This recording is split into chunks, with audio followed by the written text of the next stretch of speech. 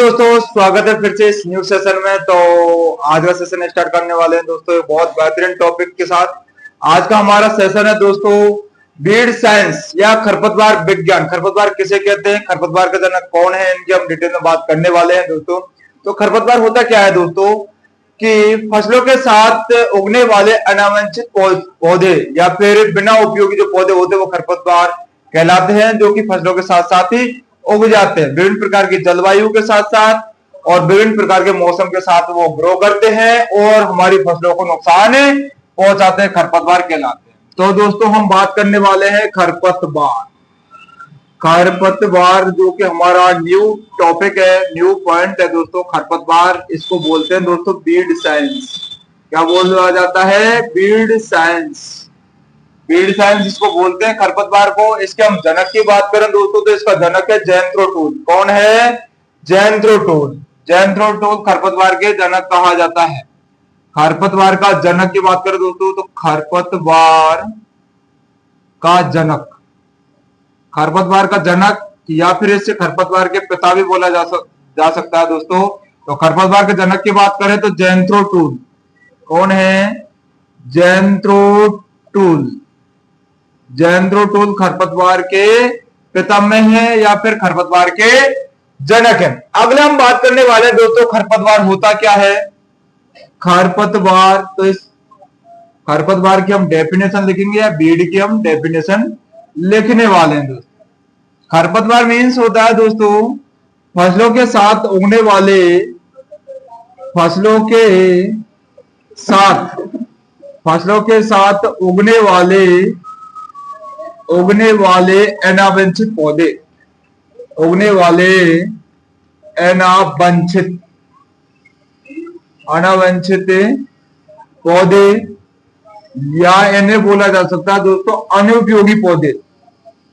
अनुपयोगी, अनावंशित पौधे या अनुपयोगी पौधे जो फसलों को हानि पहुंचाते हैं, प्रतिस्पर्धा करते हैं। जो कि पौधे जो कि फसलों को हानि पहुंचाते हैं, जो कि फसलों को हानि पहुंचाते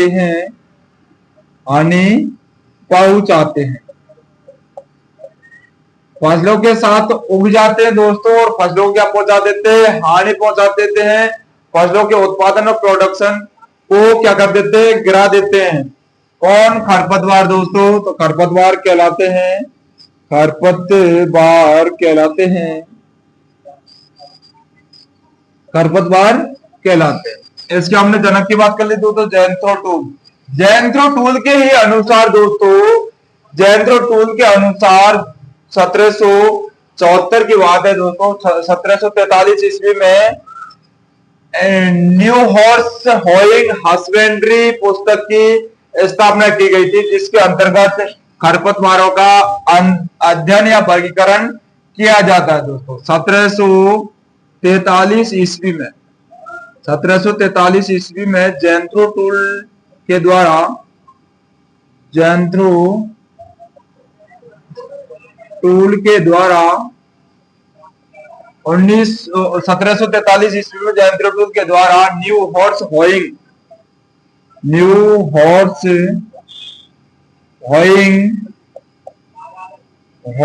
हस्बेंड्री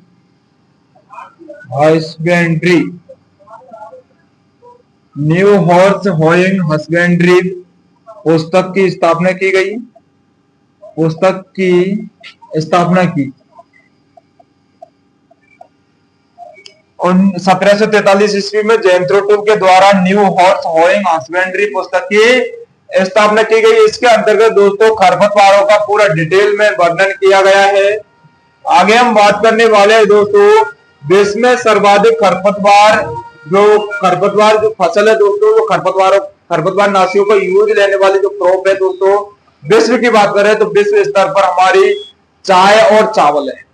विश्व स्तर पर हम बात करें कि जो खरपतवार नाशी हैं या फिर बीड जो हमारी दोस्तों बीड साइड्स हैं, बीड साइड्स का जो उपयोग सर्वाधिक किया जा रहा है उन फसलों का नाम क्या है दोस्तों?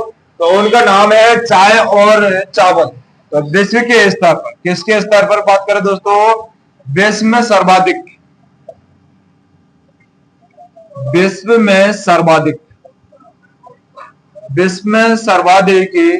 खरपतवारनाशी विश्व में सर्वाधिक खरपतवारनाशी खरपतवारनाशी की खपत वाली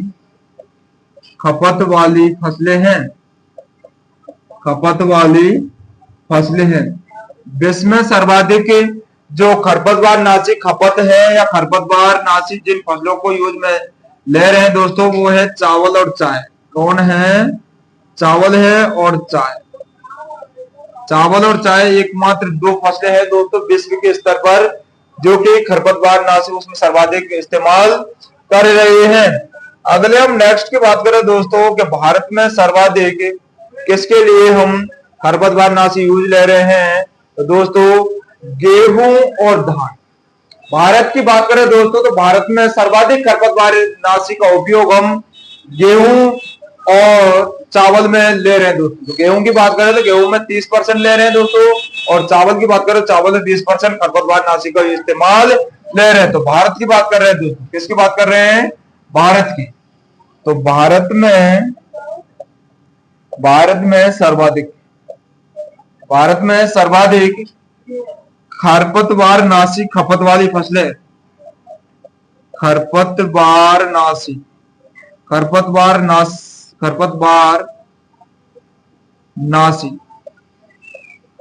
वाली फसलें हैं।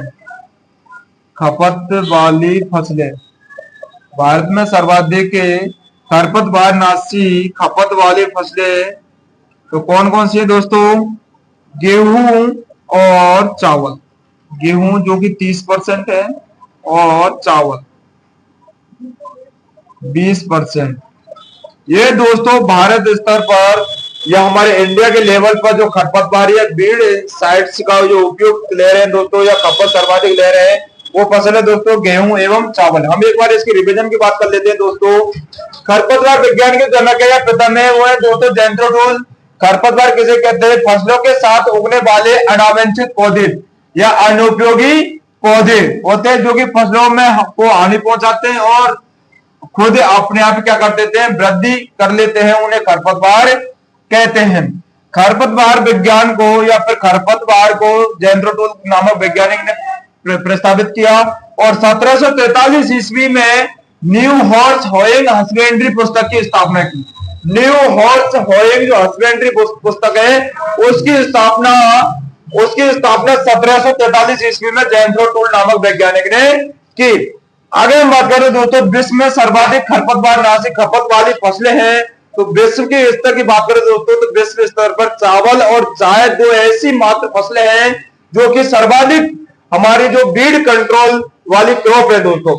आगे हम बात करते हैं दोस्तों भारत स्तर पर। तो भारत में सर्वाधिक खरपतवारनाशी खपत वाली जो फसलें होती हैं वो है दोस्तों गेहूं और चावल। कौन कौन सी हैं? गेहूं और चावल है। तो गेहूं 30% है और चावल 20% जो कि बीड साइट्स के द्वारा कंट्रोल किया जाता है। अगले हम बात करने वाले हैं दोस्तों, अगला हम बात करेंगे कि जो खरपतवार है उनकी विशेषता क्या है दोस्तों। खरपतवारों की विशेषता क्या है? विशेषता की हम बात करने वाले हैं। तो खरपतवार की विशेषता की बात करेंगे दोस्तों, तो खरपतवार की विशेषता की बात करने वाले हैं। इसी के साथ साथ में भारत में सर्वाधिक कीटनाशी का प्रयोग किया जा रहा है दोस्तों। कीटनाशी की भी हम बात कर लेते हैं। तो भारत में कभी क्वेश्चन आ जाता है दोस्तों कीटनाशी का, तो हम बात करने वाले कीटनाशी के। भारत में सर्वाधिक कीटनाशी का प्रयोग, भारत में सर्वाधिक कीटनाशी का प्रयोग किन फसलों पर किया जा रहा है? तो भारत में सर्वाधिक कीटनाशी का प्रयोग की बात करें दोस्तों तो कपास हमारी क्रॉप आ जाएगी दोस्तों, कपास। और एक क्रॉप आ जाएगी दोस्तों कपास के साथ साथ ही धान। कपास और धान एकमात्र ऐसी फसलें हैं दोस्तों जिनमें सर्वाधिक कीट ग्रो करते हैं और कीट के साथ ही हम इंसेक्टिसाइड इनके कंट्रोल के लिए प्रस्तावित करते हैं। तो भारत में सर्वाधिक जो कीटनाशी का प्रयोग किया जा रहा है दोस्तों वो एकमात्र दो फसलों पर किया जा रहा है, कपास और धान। कपास और धान में जो कपास की बात करें दोस्तों तो 55% इसमें कीटनाशी का प्रयोग किया जा रहा है, और धान की बात करें दोस्तों धान में 15% कीटनाशी का प्रयोग किया जाता है, जो कि जितनी भी हमारी क्रॉप है उनमें से कपास और धान में सर्वाधिक कीटनाशी का प्रयोग किया जा रहा है। अगले हम नेक्स्ट पॉइंट की बात करते हैं दोस्तों, भारत में शाकनाशी खपत कितनी है। भारत में शाकनाशी की खपत की बात हो रही है दोस्तों, शाकनाशी की खपत कितनी है। तो भारत में शाकनाशी खपत, टोटल शाकनाशी खपत की बात करें दोस्तों तो 40 ग्राम प्रति केजी, 40 ग्राम प्रति हेक्टेयर, 40 ग्राम प्रति हेक्टेयर, 40 ग्राम प्रति हेक्टेयर प्रति वर्ष, हम भारत में शाकनाशी खपत की बात करें दोस्तों, जो हमारे शाकनाशी होते हैं उनकी खपत, उनकी बेस्ट की बात करें दोस्तों, उनके इस्तेमाल की बात करें तो 40 ग्राम प्रति हेक्टेयर में 4 बीघे खेत में हम 40 ग्राम इंसेक्टिसाइड हो या बीड साइड्स हो, इसका इस्तेमाल 40 ग्राम किया जा रहा है दोस्तों प्रति वर्ष। कब किया जा रहा है? प्रति वर्ष, प्रति साल में हम 40 ग्राम प्रति हेक्टेयर शाकनाशी का इस्तेमाल करते हैं। अगले हम बात करें दोस्तों नेक्स्ट है कि विश्व में यदि हम देश की बात करें दोस्तों, विश्व के देश की बात करें विश्व स्तर पर, तो ऐसा देश कौन सा है जहां पे शाकनाशी की खपत सर्वाधिक हो रही है दोस्तों, तो वो है हमारा, वो देश है दोस्तों हमारा जापान। विश्व स्तर पर विश्व के किस देश में सर्वाधिक, विश्व के किस देश में सर्वाधिक शाकनाशी खपत वाला देश है, खपत वाला देश, विश्व में सर्वाधिक विश्व के किस देश में सर्वाधिक शाकनाशी खपत वाला देश है दोस्तों, जिसमें शाकनाशी का प्रयोग सर्वाधिक हो रहा है, उस देश का नाम लेंगे दोस्तों तो जापान है, जिसमें सर्वाधिक जो शाकनाशी का इस्तेमाल किया जा रहा है दोस्तों। जैसे कि हम बात करें जापान की, किसकी बात करने वाले हैं दोस्तों? जापान की, जिसमें 5 केजी प्रति हेक्टेयर। हमारे विश्व स्तर की बात करें दोस्तों तो विश्व में सर्वाधिक जो शाकनाशी का प्रयोग कर रहा है वो देश है दोस्तों जापान। कौन है? जापान। जापान में सर्वाधिक शाकनाशी का प्रयोग किया जाता है, जो कि 5 केजी प्रति हेक्टेयर। हम बात करें भारत की तो 40 ग्राम प्रति हेक्टेयर प्रति वर्ष, क्योंकि अपना जापान कर रहा है दोस्तों 5 केजी प्रति हेक्टेयर।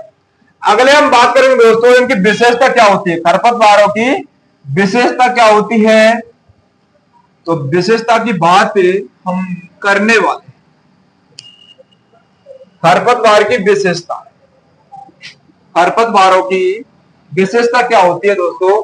खरपतवार जैसे कि दोस्तों कम सिंचाई में ही ग्रो कर जाते हैं, फसलों के साथ प्रतिस्पर्धा रखते हैं और नमी भूमि में ग्रो कर जाते हैं, और इन पर दोस्तों रोगों का, कीटों का कोई प्रभाव नहीं पड़ता। रोगों और कीटों के प्रति ये प्रतिस्पर्धा करते हैं दोस्तों, और ये प्रतिरोधी होते हैं। आगे हम नेक्स्ट बात करेंगे दोस्तों कि जो खरपतवार होते हैं उनकी जीवन क्षमता की बात करें तो जीवन क्षमता इनकी अधिक होती है, तथा बीज का प्रोडक्शन की बात करें दोस्तों तो खरपतवारों की फसलों की तुलना में बीज का प्रोडक्शन अधिक होता है, बीज अधिक उत्पादन करते हैं, क्योंकि जैसे कि एक प्लांट अपना नष्ट हो जाता है तो दूसरा प्लांट जर्मिनेशन करने के लिए तैयार रख देते हैं। इनकी जर्मिनेशन की बात करें तो जर्मिनेशन इनकी प्रतिकूल अवस्था होती है, किसी भी मौसम में ये उगकर ग्रो कर जाते हैं, कोई फर्क इन पर नहीं पड़ता। वानस्पतिक प्रजनन अधिक होता है और इसकी अपेक्षा जो गहरी जड़ें होती है इनकी, इसलिए ये नष्ट नहीं हो पाते हैं। आगे हम बात करेंगे दोस्तों खरपतवारों की विशेषताएं, खरपतवारों की विशेषताएं, खरपतवारों की विशेषताओं की बात करने वाले हैं दोस्तों।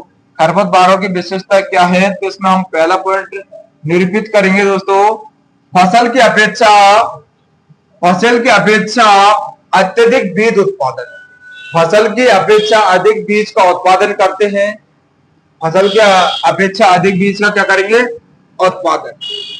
तो फसल की अपेक्षा, फसल की फसल की अपेक्षा अधिक, अत्यधिक, अत्यधिक बीज उत्पादन, फसल की अपेक्षा अत्यधिक बीज उत्पादन। अगले में इसकी बीज उत्पादन या अधिक फसल की अपेक्षा जितने विभिन्न प्रकार के हमारे खरपतवार है, जैसे कि घास की बात करें या फिर बथुआ घास की करें, तो इनके जो बीज उत्पादन होता है, बीज का जो प्रोडक्शन होता है, वो फसलों की अपेक्षा क्या होता है दोस्तों, अधिक होता है। अधिक के साथ साथ ही जैसे कि मान के चलो हमने हमारा जो बीज जर्मिनेशन किया, उसके साथ ही विभिन्न प्रकार खरपतवार एक साथ ग्रो करते हैं दोस्तों। तो हम बीज के अत्यधिक बीज उत्पादन की हम एक सारणी के द्वारा हम पढ़ लेते हैं दोस्तों। तो सारणी बनाएंगे एक, और सारणी के साथ ही लिखेंगे विभिन्न प्रकार के खरपतवारों को। सीरियल नंबर में 1 लगा देंगे इधर, और सीरियल नंबर के साथ ही लिखेंगे दोस्तों जंगली चौलाई या मकॉय। फर्स्ट लिख देंगे दोस्तों खरपतवार का नाम, खरपतवार का नाम, खरपतवार का नाम लिख देंगे दोस्तों। खरपतवार के नाम के साथ जंगली चौलाई, जंगली चौलाई। तो जंगली चौलाई की बात करें दोस्तों, अगले हम नेक्स्ट बात करेंगे मकोय। मकोय जो हमारा खरपतवार होता है दोस्तों, मकोय की बात करेंगे तो इनकी जो बीज उत्पादन क्षमता है दोस्तों, वो कितनी है? बीज उत्पादन क्षमता, बीज उत्पादन क्षमता कितनी है? हम बात करें दोस्तों जंगली चौलाई की, तो जंगली चौलाई की 9600, 9600, 96,000 बीज प्रति पौधा।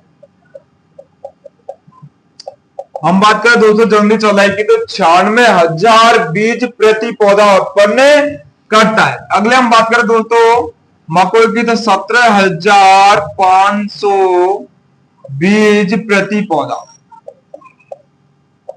17,500 बीज प्रति पौधा उत्पन्न करता है।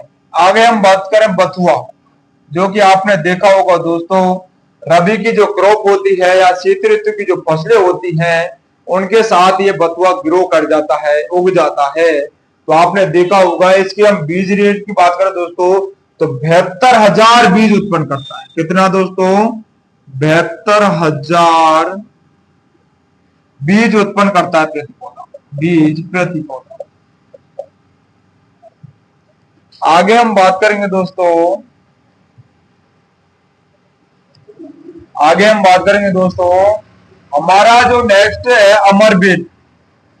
अमरबेल जो कि आपने देखी होगी, विभिन्न प्रकार के बहुवर्षीय जो पौधे होते हैं, जैसे कि हम बात करें दोस्तों बबूल की, या फिर बात करें हम पीपल की, तो या फिर नीम की बात करें, तो इन पौधों के द्वारा, इन पौधों पर ये परजीविता के रूप में ग्रो करती है और उनके ऊपर ये आवास बनाकर रहती है दोस्तों अमरबेल।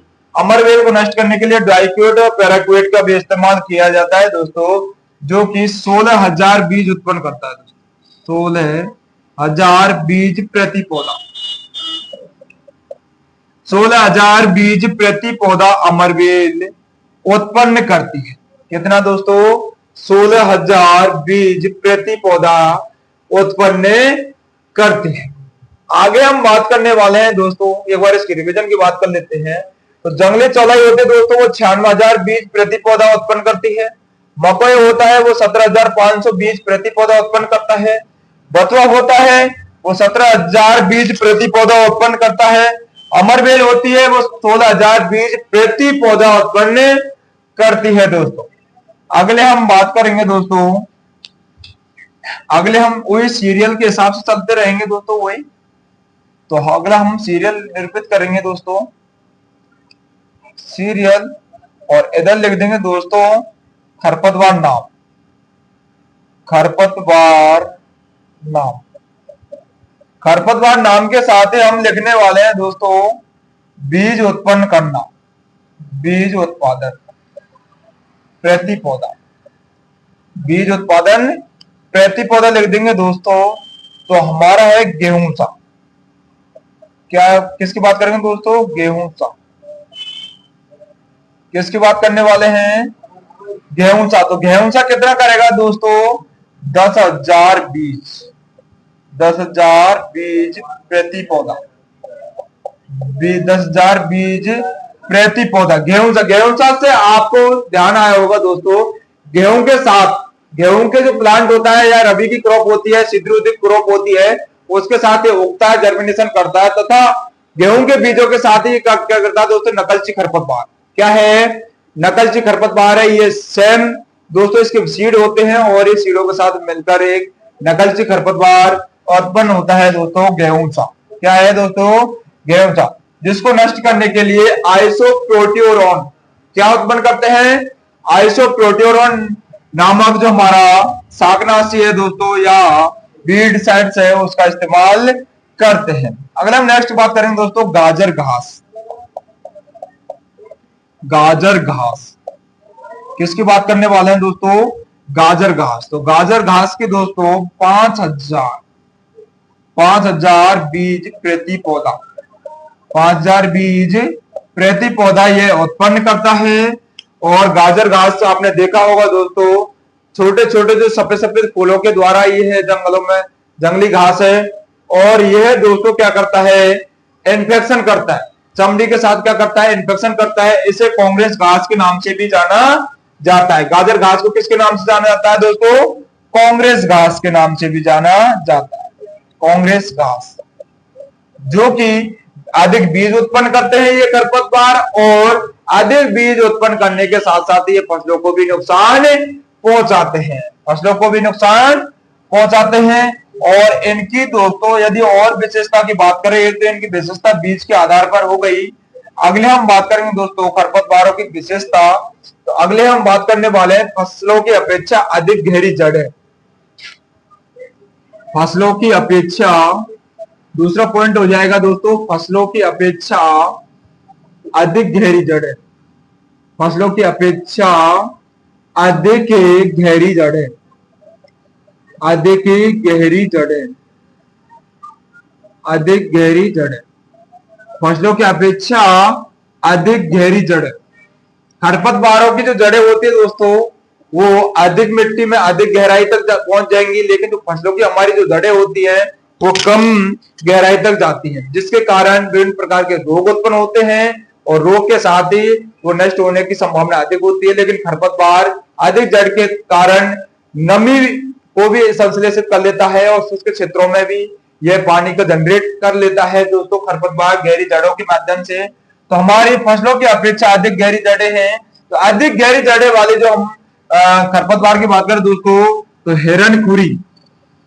हिरणखुरी हिरणखुरी खरपतवार की अधिक जड़ें होती हैं। कास घास की जड़ें अधिक गहरी होती हैं। या फिर हम बात करें दोस्तों ज्वासा की भी 4 से 6 मीटर गहरी जड़ें। 4 से 6 मीटर गहरी जड़ें होती हैं दोस्तों। इनकी जो जड़ें की गहराई है वो होती है 4 से 6 मीटर। इसकी हिरणखुरी और कास घास की, जो कि फसलों की अपेक्षा अधिक गहरी वाली जड़ें हैं दोस्तों। अगले हम नेक्स्ट बात करने वाले हैं दोस्तों, किसके आधार पर? खरपतवारों की बीज की जीवन क्षमता के आधार पर।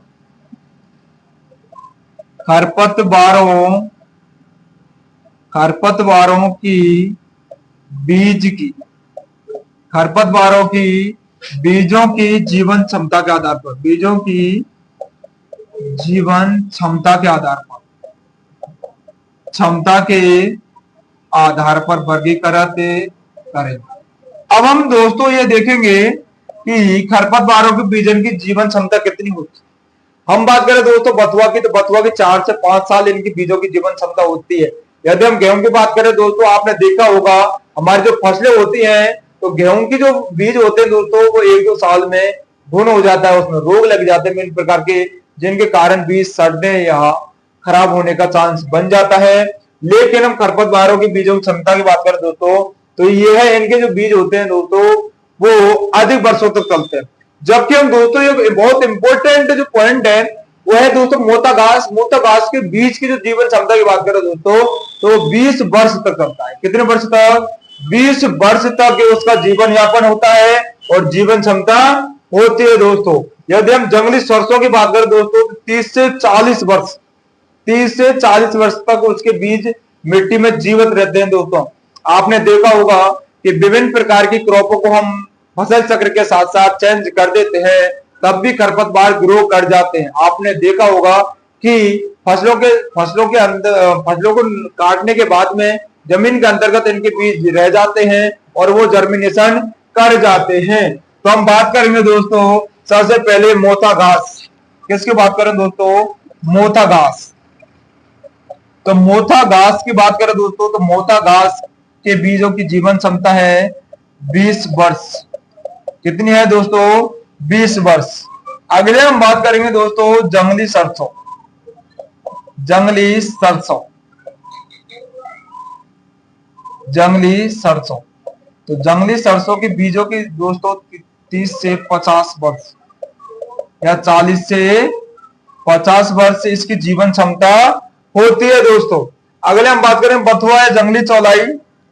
बथुआ या जंगली चौलाई तो इनकी भी जंगली चौलाई तो दोस्तों इनकी भी 8 वर्ष तक ये भी 8 वर्ष तक इनकी जीवन क्षमता होती है। मोटा घास या जंगली सरसों। जंगली सरसों क्या होती है दोस्तों? जंगली सरसों को जो ग्रो होता है वो शीत ऋतु के अंतर्गत होता है। जैसे कि हम सरसों के साथ साथ ये जो जंगली सरसों होती है दोस्तों ये जंगली सरसों क्या करती है इसके जो बीज होते हैं दोस्तों सेम हमारी जो सरसों वाली क्रॉप होती है उससे समानता दिखाते हैं। क्या दिखाते हैं दोस्तों? समानता दिखाते हैं, समानता दर्शाते हैं। तो यह बीज उस बीजों के साथ साथ में जैसे कि हम तेल निकालते हैं तब ये मिक्स हो जाते हैं और मिक्स होने के बाद में तेल इनके साथ साथ ही निकलता है जिसके कारण मनुष्य में ड्रॉप्सी नामक रोग हो जाता है। क्या हो जाता है दोस्तों? ड्रॉप्सी नामक रोग हो जाता है जिसके कारण मनुष्य अंधापन हो जाता है, अंधेरा आंखों के सामने छा जाता है। अगले हम बात करेंगे दोस्तों ये हमने विशेषता पढ़ ली है। अगले हम इसकी चौथे पॉइंट की बात करेंगे कि बीजों के ऊपर कठोर आवरण होना। ये भी एक खरपतवारों की विशेषता है दोस्तों कि बीजों के ऊपर कठोर आवरण होना। बीजों के ऊपर कठोर आवरण होने से क्या होता है दोस्तों कि उसके बीजों के ऊपर कठोर आवरण होगा दोस्तों तो वो खराब होने से लंबे समय तक बचे रहते हैं और जर्मिनेशन भी समय समय पर होता है। तो दोस्तों बात करेंगे हम बीजों के ऊपर कठोर आवरण। कठोर आवरण चौथा हमारा पॉइंट है दोस्तों बीजों के ऊपर कठोर आवरण होना खरपतवारों की भी एक प्रमुख विशेषता है। जैसे कि हम बात करें दोस्तों तो बीजों के ऊपर जो कठोर आवरण होता है वो खरपतवार कौन कौन से हैं? तो गोखरू और हमारी सत्यानाशी। सत्यानाशी क्या होती है दोस्तों? कटेली बोला जाता है जिसको। क्या बोला जाता है दोस्तों? कटेली भी बोला जाता है। कटेली क्या होते हैं? कटेली के बीज या सत्यानाशी के बीज हमारे सरसों के साथ साथ मिक्स हो जाते हैं और ड्रॉप्सी नामक रोग उत्पन्न कर देते हैं। तो बीजों के ऊपर कठोर आवरण किस किस का होता है दोस्तों? गोखरू, गोखरू नामक खरपतवार का। और एक हम बात लेंगे दोस्त सत्यानाशी। सत्यानाशी या कटेली इसको बोला जाता है दोस्तों। इनके ऊपर कठोर आवरण होता है और कठोर आवरण होने के कारण ही ये लंबे समय तक जीवन यापन कर सकते हैं। आगे हम बातें करेंगे दोस्तों और विशेषता की। तो वानस्पतिक प्रजनन के आधार पर वानस्पतिक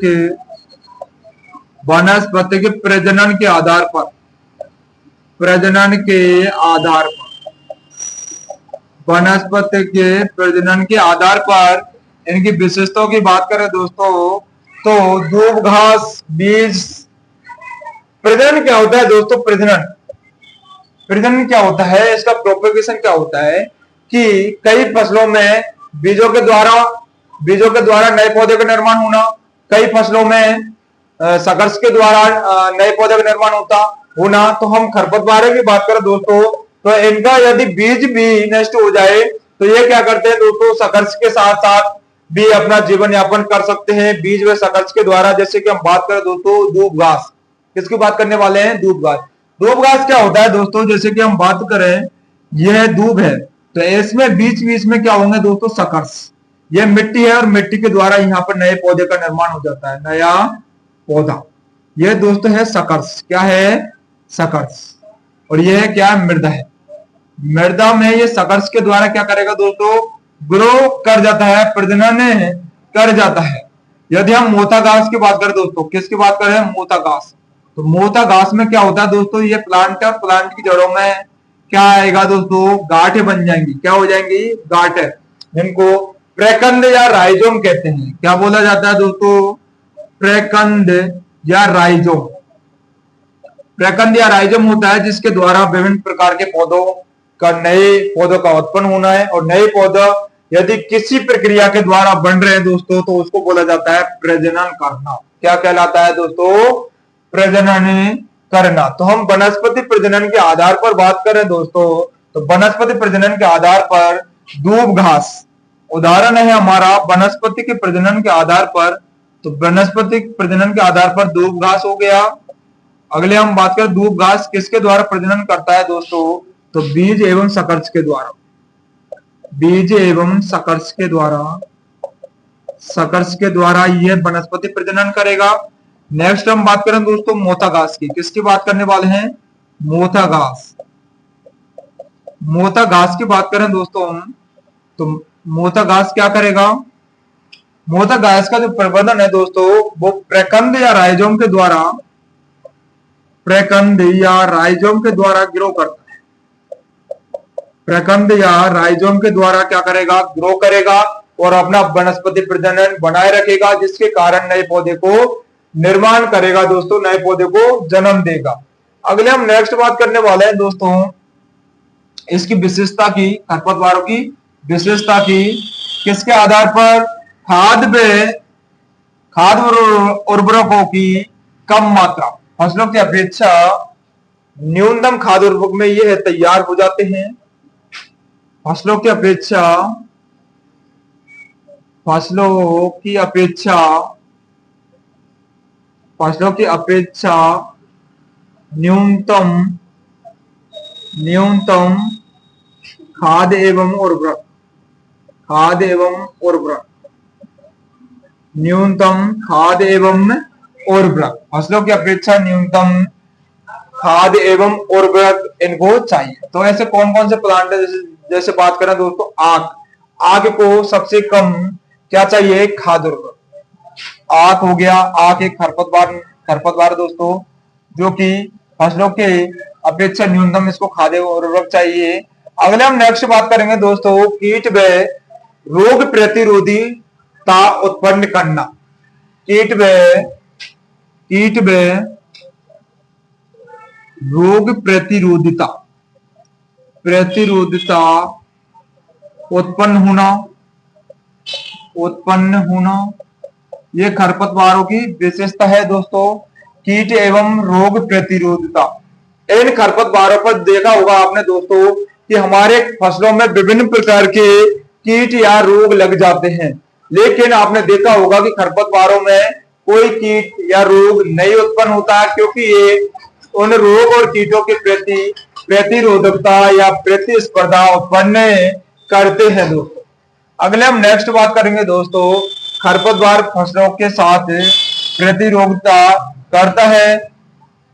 अगले हम बात करेंगे दोस्तों कि सत्यानाशी के बीज, अगला ये पॉइंट है, हमने जो हमारी इसके खरपतवार की विशेषता है दोस्तों वो कंप्लीट हो चुकी है। अगले हम नेक्स्ट एक बहुत बेहतरीन पॉइंट है दोस्तों कि सत्यानाशी, सत्यानाशी या कटेली होती है दोस्तों, सत्यानाशी या कटेली के बीज, सत्यानाशी या कटेली के बीज सरसों के बीजों के साथ, बीजों में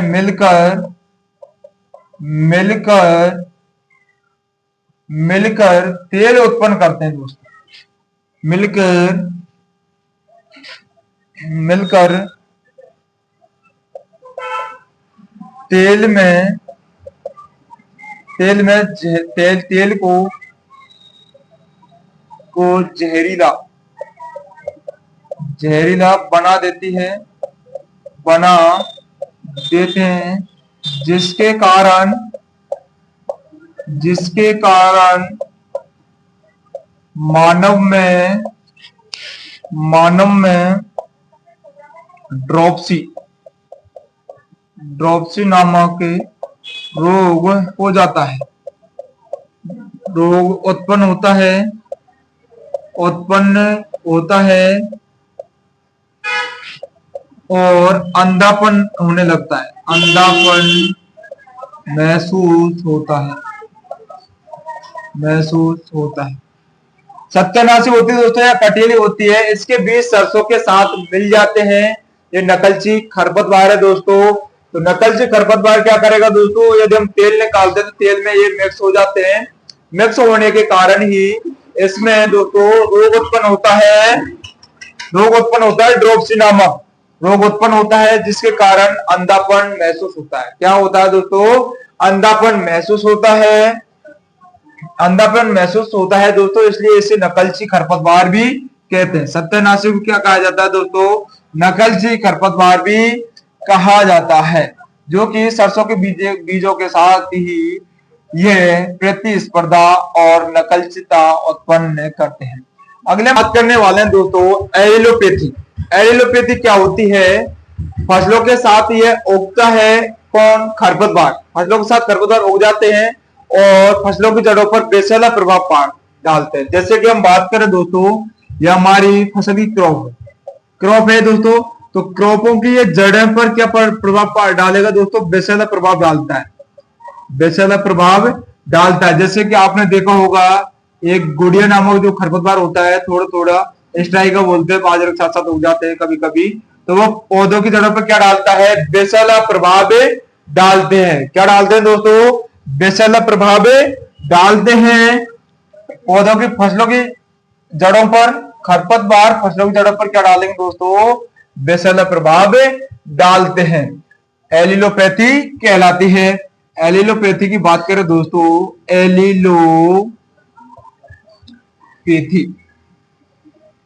एलिलोपैथी की बात करें दोस्तों, तो एलिलोपैथी होती क्या है, खरपतवार फसलों की जड़ों पर हानिकारक प्रभाव डालना। खरपतवार फसलों की जड़ों पर हानिकारक प्रभाव डालते हैं। खरपतवार फसलों की जड़ों पर बेसैला या हानिकारक प्रभाव डालते हैं। प्रभाव छोड़ते हैं जिसे कहा जाता है दोस्तों एलिलोपैथी। क्या कहा जाता है, एलिलोपैथी कहा जाता है दोस्तों। खरपतवार फसलों की जड़ों पर हानिकारक या बेसैला प्रभाव डालते हैं। हम नेक्स्ट बात करेंगे दोस्तों, सेंसर मैकेनिज्म क्या होता है। सेंसर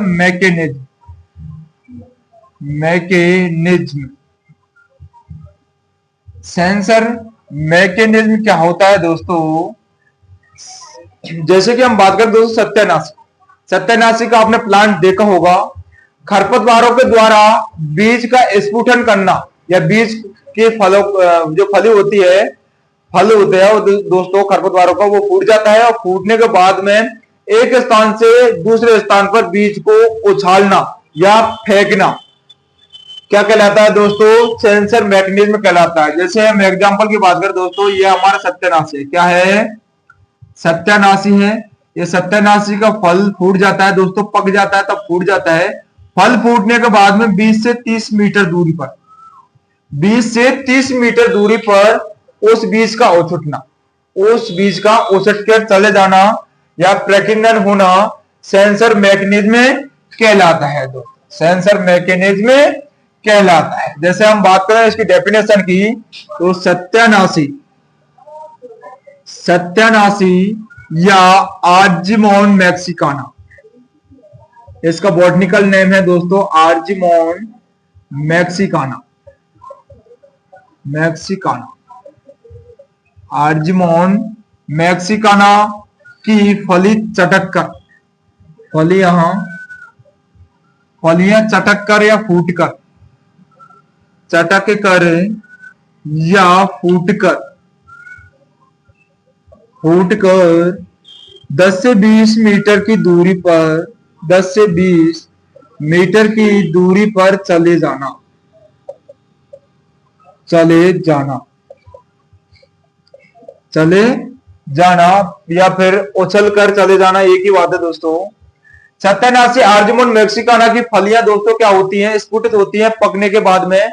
उन फलियों के बीजों से 20 से 30 मीटर दूरी पर उस बीज का प्रेकिनन होना या जर्मिनेशन होना सेंसर मैकेनिज्म कहलाता है दोस्तों, सेंसर मैकेनिज्म कहलाता है। आगे हम बात करने वाले हैं दोस्तों फसलों को विभिन्न प्रकार से होने वाली जो हानियां होती हैं फसलों, जैसे खरपतवार होते हैं दोस्तों, तो खरपतवारों से फसलों को विभिन्न प्रकार की जो हानियां होती हैं, विभिन्न प्रकार के खरपतवारों के जो लाभ है उनके बारे में हम पढ़ने वाले हैं दोस्तों।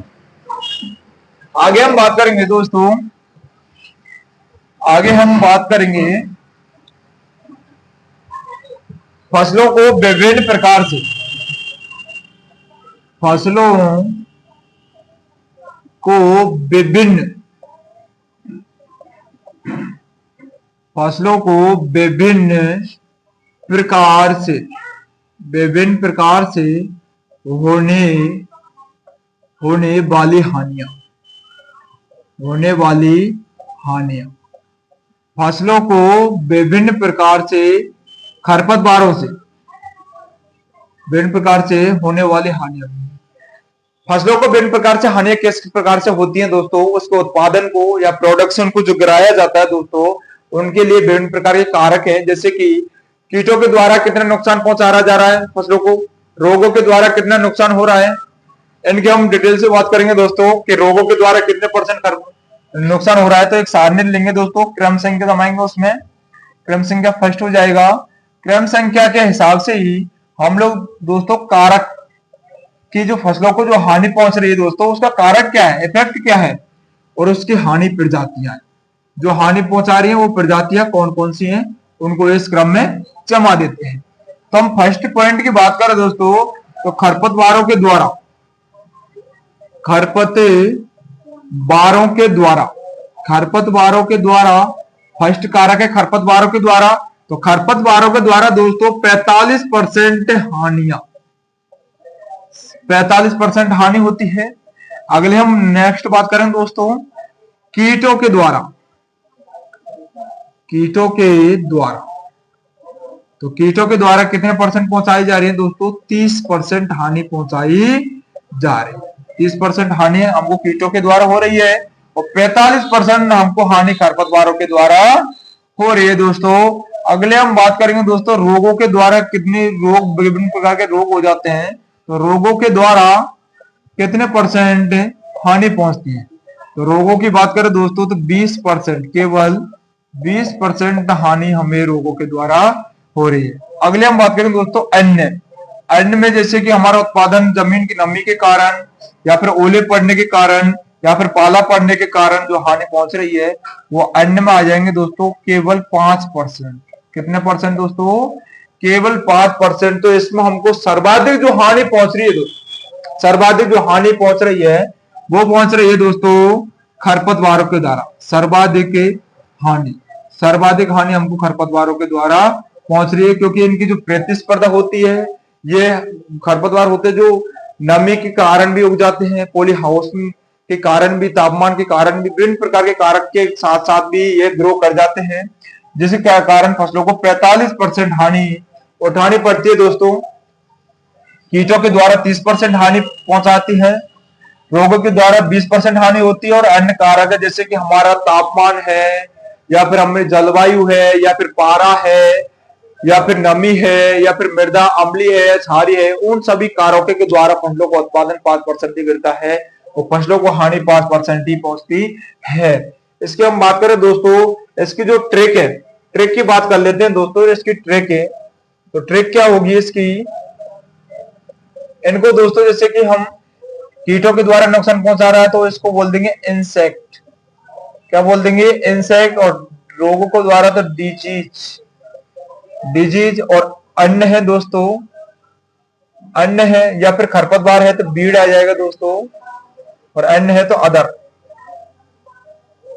OTHR। ये है दोस्तों बीड, इंसेक्ट, डिजीज और अदर। तो इनके हम ट्रिक बना देंगे दोस्तों BIDO, बीडो।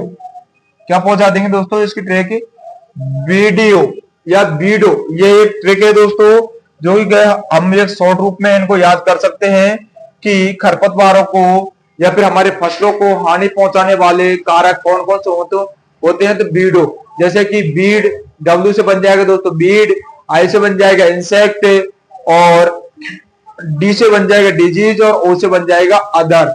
इनके द्वारा हमारे फसलों को सर्वाधिक हानि पहुंचती है। अगले हम नेक्स्ट बात करेंगे दोस्तों कि हमारी पशुओं के द्वारा या पशुओं के लिए जो हानिकारक पहुंचाते हैं वो खरपतवार कौन कौन से हैं। तो पशुओं के लिए हानिकारक कौन कौन से खरपतवार पहुंचाते हैं, पशुओं के लिए, पशुओं के लिए, पशुओं के लिए हानिकारक, हानिकारक खरपतवार, पशुओं के लिए हानिकारक खरपतवार। तो पशुओं के लिए हानिकारक खरपतवार कौन कौन से दोस्तों, हम विशेषकर एक बहुत इंपॉर्टेंट पॉइंट के उदाहरण लेंगे दोस्तों, गाजर घास, जिसको कांग्रेस घास के नाम से भी जाना जाता है। तो गाजर घास क्या करता है दोस्तों, हमारे शरीर में, मनुष्य की बात करें तो एलर्जी उत्पन्न करेगा, और पशुओं की बात करें तो जहरीला उत्पन्न करता है दोस्तों, जहर उत्पन्न करता है, जिसका नाम है दोस्तों गाजर घास। क्या है, गाजर घास, जो कि पशुओं के लिए हानिकारक है, खरपतवार है, या इसे पार्थेनियम भी बोला जाता है दोस्तों, पार्थेनियम। क्या बोलते हैं दोस्तों, पार्थेनियम। यह घास दोस्तों मनुष्य में भी, मनुष्य में एलर्जी रोग उत्पन्न करता है। क्या उत्पन्न करता है दोस्तों, एलर्जी रोग उत्पन्न करता है, एलर्जी रोग उत्पन्न करता है। जैसे आपने देखा होगा कि यदि गाजर घास के आप पास से जा रहे हैं या नजदीक से जा रहे हैं ना, नजदीक से गुजर रहे हैं, तो आपके हाथों में और इनमें खुजली चलने लग जाते हैं, क्योंकि दोस्तों ये तुरंत ही एलर्जी उत्पन्न करने वाला खरपतवार है। अगले हम नेक्स्ट बात करेंगे दोस्तों खरपतवारों का महत्व। क्या बात करने वाले हैं, तो खरपतवारों का महत्व। खरपतवारों का महत्व हमारे दैनिक जीवन में क्या है दोस्तों, खरपतवारों का महत्व हमारे दैनिक जीवन में क्या है, वो हम पढ़ने वाले हैं दोस्तों। खरपतवारों का महत्व, खरपतवारों का महत्व, खरपतवारों का महत्व, important, important of beads, importance of Beed. तो खरपतवारों का महत्व क्या हो जाएगा दोस्तों, विभिन्न प्रकार के खरपतवार जो कि हम उपयोग में लेते हैं, उनका चारे के रूप में उपयोग ले लेते हैं, या फिर औषधि के रूप में उपयोग लिया जाता है खरपतवारों का, मेडिसिन विभिन्न प्रकार की बनाने के लिए, या फिर हम खाने के रूप में लेते हैं, जैसे कि बथुआ घास, बथुआ घास को हम कड़ी वगैरह बनाते हैं ना, तो खाने के लिए यूज में ले लिया जाता है दोस्तों, या फिर चारे के रूप में, या फिर औषधि बनाने के रूप में हम विभिन्न प्रकार के खरपतवारों को उपयोग ले लेते हैं। या फिर हम बात करें दोस्तों खेती में, तो खेती में हम मृदा संरक्षण या मृदा के कटाव को रोकने के लिए विभिन्न प्रकार के खरपतवारों का यूज लेते हैं, जैसे कि दूब घास का उपयोग हम लेते हैं। तो खरपतवारों का उपयोग में हम बात कर लेंगे दोस्तों चारे के रूप में, चारे के रूप में, चारे के रूप में हम खरपतवारों का उपयोग, चारे के रूप में खरपतवारों का उपयोग, खरपतवारों का उपयोग, चारे के रूप में खरपतवारों का उपयोग। तो चारे के रूप में कौन कौन से खरपतवार लिए जाते हैं दोस्तों, जैसे कि जंगली चौलाई, जंगली चौलाई, गेहूं सा, या फिर दूब घास, गेहूं सा या फिर दूब घास का इस्तेमाल हम चारे के रूप में ले लेते हैं दोस्तों। नेक्स्ट बात करेंगे हम दोस्तों मृदा संरक्षण के रूप में। मृदा संरक्षण, मृदा संरक्षण के रूप में, तो मृदा संरक्षण के रूप में या मृदा कटाव को रोकने के लिए, तो मृदा कटाव को रोकने के लिए दोस्तों हम लेते हैं दूब घास। दूब घास का वैज्ञानिक नाम दोस्तों साइनोडोन डेक्टाइलॉन, साइनोडोन डेक्टाइलॉन, साइनोडोन डेक्टाइलॉन का इस्तेमाल हम किसके रूप में ले लेंगे दोस्तों? मृदा संरक्षण के रूप में ले लेते हैं दोस्तों। ये मृदा संरक्षण कैसे रोकेगा? क्योंकि इनका जो फैलाव होता है दोस्तों दूब घास का, वो संपूर्ण मृदा पर फैल जाता है प्रकंद के माध्यम के द्वारा, और ये मृदा को एक अपने एरिया में ले लेता है दोस्तों, जिसके कारण यह मृदा का संरक्षण के रूप में काम लिया जाता है। अगले हम बात करेंगे दोस्तों मृदा संरक्षण के रूप में इसे औषधीय के रूप में उपयोग करेंगे। खरपतवारों का औषधीय के रूप में उपयोग करें। तो औषधीय के रूप में जो दोस्तों, औषधीय के रूप में, औषधीय या मेडिसिन के रूप में, औषधीय के रूप में खरपतवारों का के रूप में खरपतवारों का उपयोग, खरपतवारों का उपयोग, तो औषधीय के रूप में खरपतवारों का उपयोग किसका किया जाता है दोस्तों? गोखरू का। गोखरू का कैसे इस्तेमाल करेंगे, कैसे उपयोग लेते हैं दोस्तों? तो प्रजनन की जो क्रिया उत्पन्न होती है दोस्तों, उपयोग जो प्रजनन की क्रिया संपन्न होती है महिलाओं में, उसके लिए हम गोखरू का इस्तेमाल करते हैं। किसका दोस्तों? गोखरू। गोखरू नामक खरपतवार का इस्तेमाल प्रजनन संबंधी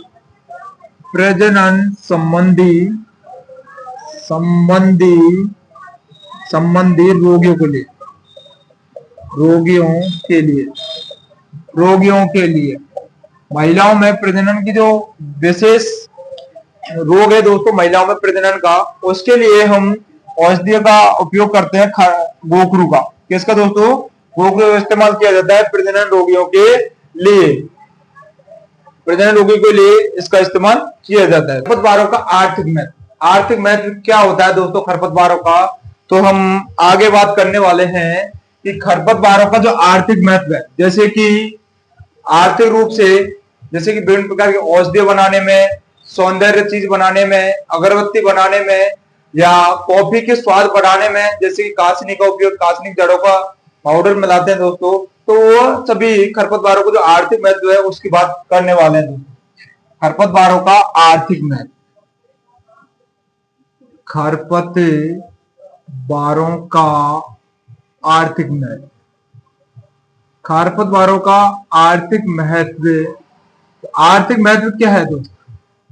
आर्थिक महत्व, आर्थिक महत्व की बात करें तो सर्वप्रथम हम पढ़ेंगे दोस्तों आर्थिक महत्व में कि किस खरपतवार से क्या चीज बनाई जा रही है और किसका निर्माण किया जा रहा है। तो हम पढ़ने वाले हैं दोस्तों छत्ते बनाने में, छत्ता जो बनता है दोस्तों, तो छत्ते बनाने के निर्माण, छत्ते बनाने में हम खरपतवार का उपयोग करते हैं दोस्तों, जैसे कि सैकेरम मुंजा नामक जो खरपतवार है दोस्तों, उसका इस्तेमाल हम छत्ते बनाने में करते हैं। या फिर टाइफा घास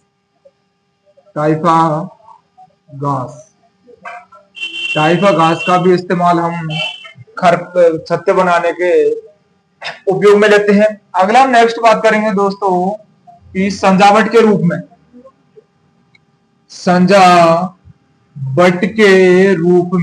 सजावट के रूप में खरपतवारों का उपयोग, सजावट के रूप में, तो सजावट का रूप दोस्तों जैसे कि आपने देखा होगा विभिन्न प्रकार के हम गुलदस्ता लगाते हैं घरों में, या फिर गमलों में जो प्लांट लगाते हैं। एक प्लांट है खरपतवार जो कि इजराइल से जाने किस विदेश, ब्राजील की साइड से शायद आया था, भारत में प्रवेश किया था दोस्तों। तो उस का इस्तेमाल दोस्तों सजावटी के रूप में करते हैं, जो कि आजकल जंगली के रूप में वो छा गया है भारत में।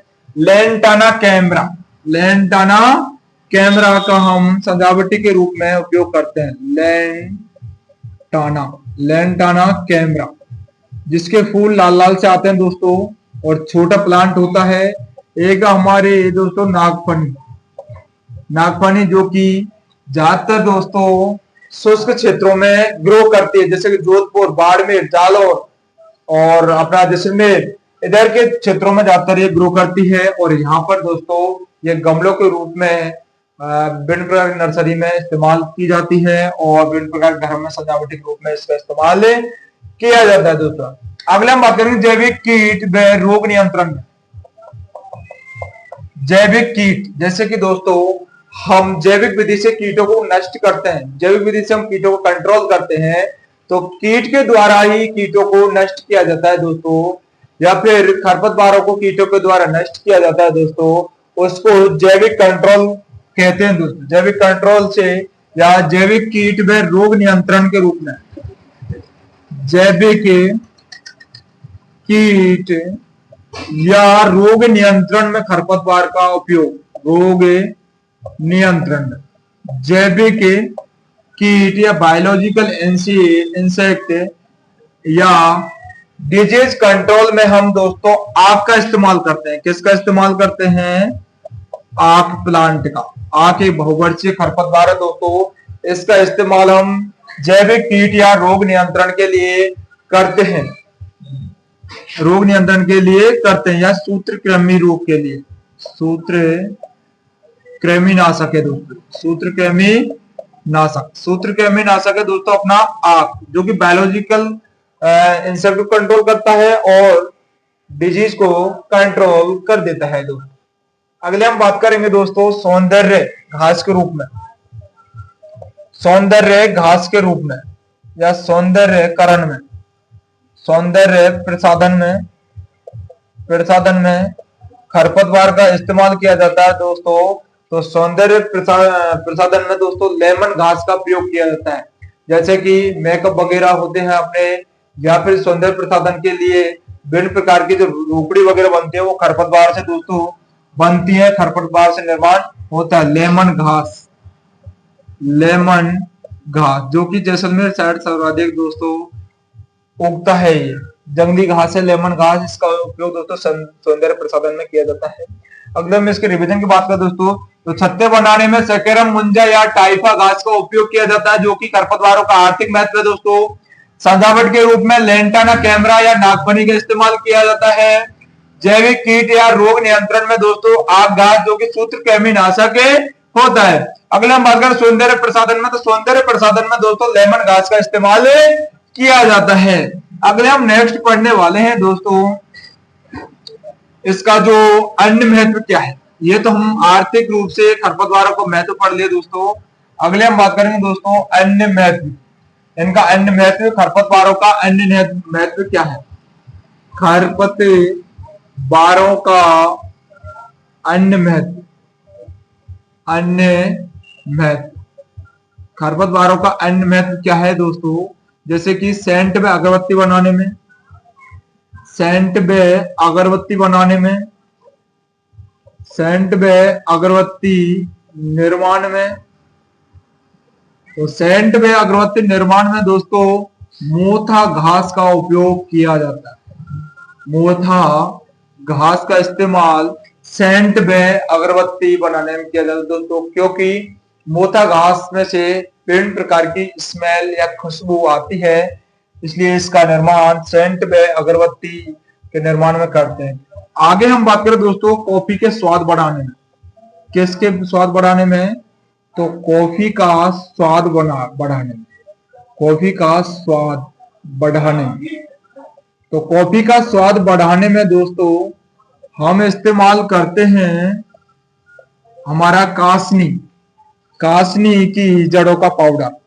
कॉफी का जो स्वाद बढ़ाना है दोस्तों, कॉफी के जो मिलते जुलते जो प्लांट होता है दोस्तों वो होती है कासनी की जो जड़ें होती हैं उसका भी रंग दोस्तों कॉफी पाउडर की तरह होता है, तो उसमें हम मिलावटी कर देते हैं दोस्तों कासनी की जड़ों का। किसका? कासनी की जड़ों का पाउडर बना देते हैं। तो कासनी की जड़ों का पाउडर, जड़ों का पाउडर बनाकर, पाउडर बनाकर, पाउडर बनाकर हम इसके स्वाद में मात्रा बढ़ा देते हैं या स्वाद की गुणवत्ता को बढ़ा देते हैं दोस्तों। अगले हम बात करेंगे दोस्तों कि कॉफी पाउडर का जो स्वाद है वो बढ़ाने में और खसखस का इस्तेमाल किसके निर्माण में किया जाता है दोस्तों? तो इत्र बनाने में, इत्र बनाने में, इत्र या सेंट बनाने में खसखस का इस्तेमाल किया जाता है दोस्तों। इसका खसखस का उपयोग, खसखस का उपयोग, जो कि इत्र कहाँ बनाया जाता है दोस्तों? खसखस के द्वारा। यदि आपसे क्वेश्चन में पूछ लिया जाए कि खसखस के द्वारा जो इत्र बनाया जाता है वो किस जिले के अंतर्गत बनाया जाता है? तो राजस्थान में बनाया जाता है दोस्तों, सवाई माधोपुर, सवाई माधोपुर के अंतर्गत खसखस का या खसखस के द्वारा इत्र बनाने में उपयोग लिया जाता है दोस्तों। अगले हम बात करने वाले हैं दोस्तों तो खरपतवारों का लाभ है दोस्तों, या खरपतवार का जो हानि है वो हमने कंप्लीट कर ली दोस्तों। अब हम आगे पढ़ने वाले हैं दोस्तों हमारा जो खरपतवार है उसका वर्गीकरण, खरपतवार का जो क्लासिफिकेशन है, खरपतवारों को जीवन के आधार पर या फिर बीजों के आधार पर कितने भागों में बांटा गया है। हम दैनिक जीवन की बात करें दोस्तों तो खरपतवारों को मुख्य 3 भागों में बांटा गया है। एक वर्षीय खरपतवार, द्विवर्षीय खरपतवार और बहुवर्षीय खरपतवार। एक वर्षीय खरपतवार क्या होते हैं दोस्तों? वे खरपतवार जिनका जीवन यापन 1 साल में कंप्लीट हो जाता है, 1 वर्ष का होता है। द्विवर्षीय खरपतवार क्या होते हैं दोस्तों? वे खरपतवार जो अपना 1 वर्ष में वनस्पति प्रजनन करते हैं और द्वितीय वर्ष में बीज उत्पादन करते हैं, उन खरपतवारों को द्विवर्षीय खरपतवार के अंतर्गत रखा गया है। बहुवर्षीय खरपतवार क्या होते हैं दोस्तों? वे खरपतवार जिनका जीवन यापन 1 या 2 वर्ष से अधिक होता है उन्हें बहुवर्षीय खरपतवार कहते हैं। जैसे कि हमारा दूब घास है दोस्तों, दूब घास जो कि एक बहुवर्षीय खरपतवार है। आगे हम बात करेंगे दोस्तों खरपतवारों का वर्गीकरण, खरपतवारों का वर्गीकरण, खरपतवारों का वर्गीकरण, classification of weed, classification of weed. खरपतवार का वर्गीकरण की बात करें दोस्तों तो खरपतवारों को मुख्य इनको दोस्तों 3 भागों में बांटा गया है। कितने भागों में बांटा गया है? 3 भागों में बांटा गया है। 1 वर्षीय खरपतवार, 1 वर्षीय खरपतवार, खरपतवार, द्विवर्षीय खरपतवार, द्विवर्षीय खरपतवार, खरपतवार और बहुवर्षीय खरपतवार, बहुवर्षीय खरपतवार। 1 वर्षीय खरपतवार, द्विवर्षीय खरपतवार और बहुवर्षीय खरपतवार, इनका खरपतवारों का वर्गीकरण है दोस्तों। तो 1 वर्षीय खरपतवार कि हम इनके डिटेल की बात करेंगे दोस्तों, इनकी हम डिटेल की बात करेंगे दोस्तों।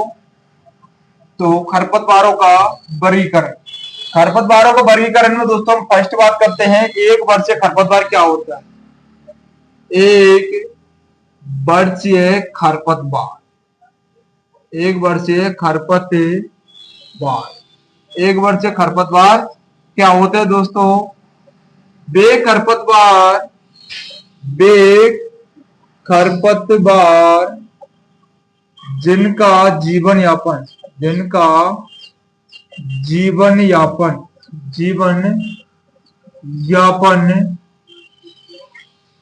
1 वर्ष का होता है, 1 वर्ष का होता है दोस्तों। 1 वर्ष का इनका जीवन यापन होता है। और इसके उदाहरण की बात करें दोस्तों तो इसका उदाहरण हो जाएगा 1 वर्ष जो खरपतवार होते हैं उनको उदाहरण की बात कर लेते हैं दोस्तों। तो ये दोस्तों 2 भागों में बांटा गया है। 1 वर्ष खरपतवार को कितने भागों में बांटा गया है? 2 वर्गों में बांटा गया है दोस्तों, खरीफ के खरपतवार और रबी के खरपतवार। जो कि बरसात ऋतु में उगने वाले खरपतवारों को खरीफी खरपतवार कहा जाता है दोस्तों, और शीत ऋतु में फसलों के साथ उगने वाले खरपतवारों को रबी का खरपतवार कहते हैं दोस्तों। तो इनको दो भागों में बांटा गया है, खरीफ खरपतवार, खरीफ ऋतु के, खरीफ व रबी, खरीफ व रबी। आगे हम बात करेंगे दोस्तों खरीफ वाले खरपतवार कौन कौन से होते हैं। तो खरीफ के अंतर्गत दोस्तों आते हैं हमारे जंगली चौलाई। इसकी डेफिनेशन की बात करें दोस्तों तो वर्षा ऋतु में उगने वाले, वर्षा ऋतु में फसलों के साथ उगने वाले खरपतवारों, फसलों के साथ उगने वाले खरपतवार, खरपतवार फसलों के साथ वर्षा ऋतु में उगने वाले खरपतवार दोस्तों खरीफी खरपतवार कहलाते हैं। उदाहरण में हम लेंगे दोस्तों जंगली चौलाई, जंगली चौलाई, जंगली चौलाई, जंगली धान, जंगली धान, लहसुआ, लहसुआ, रोकड़ी, रोकड़ी, स्ट्राइगा, जिसको बोलते हैं दोस्तों स्ट्राइगा, जो कि सर्वाधिक बाजरे के साथ यह उगता है। अगले हम बात करेंगे दोस्तों रबी क्रॉप। तो रबी के अंतर्गत दोस्तों उगने वाले खरपतवार जैसे कि शीत ऋतु में फसलों के साथ उगने वाले खरपतवार, उगने वाले खरपतवार। शीत ऋतु में फसलों के साथ उगने वाले खरपतवार दोस्तों जैसे कि सरसों, गेहूं और चना के साथ जो उगते हैं दोस्तों वो खरपतवार शीत ऋतु में उगते हैं और शीत ऋतु में ग्रो करते हैं। जैसे कि बात करें हम दोस्तों उदाहरण की तो शीत ऋतु के अंतर्गत दोस्तों जैसे सत्यानाशी या फिर हम कटेली की बात करते हैं दोस्तों जो कि सरसों के साथ सर्वाधिक उगता है। कृष्ण नील जो कि हमारा रबी के अंतर्गत उगता है दोस्तों। गुल्ली डंडा या फिर इसे गेहूंसा कहते हैं दोस्तों, गुल्ली डंडा या फिर गेहूंसा, ये खरपतवार है जो दोस्तों गेहूं के साथ उगता है। तो रबी वाले जो हमारे एक वर्ष खरपतवार है दोस्तों इनको दो भागों में बांटा गया है, खरीफ के खरपतवार, रबी के खरपतवार। खरीफ के खरपतवार जो कि वर्षा ऋतु के साथ साथ ही फसलों में उगते हैं और रबी वाले जो शीत ऋतु के अंतर्गत उगते हैं दोस्तों। आगे हम नेक्स्ट बात करने वाले हैं दोस्तों हमारा द्विवर्षीय खरपतवार। द्विवर्षीय खरपतवार क्या होता है दोस्तों, जो कि ऐसे खरपतवार जिनका जीवन यापन या वनस्पतिक तो वृद्धि दोस्तों ये एक वर्ष में कर लेते हैं। द्विवर्षीय खरपतवार। तो द्विवर्षीय खरपतवार की बात करें दोस्तों तो यह अपने जो प्राइमरी जो ईयर होती है दोस्तों इसमें तो ये वनस्पतिक प्रजनन करते हैं। क्या करते हैं? वनस्पतिक प्रजनन या जीवन चक्र 2 वर्ष का होता है। ऐसे खरपतवार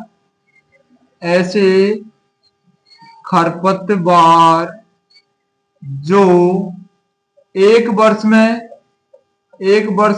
वनस्पतिक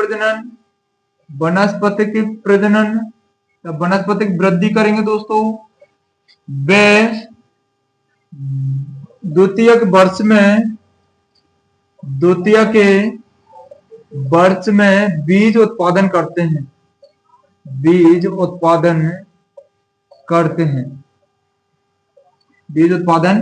हैं। इनका जीवन यापन दोस्तों 2 वर्ष का होता है। इनका जीवन यापन 2 वर्ष का होता है। 2 वर्ष का होता है। जैसे हम उदाहरण की बात करें दोस्तों तो जंगली गाजर, जंगली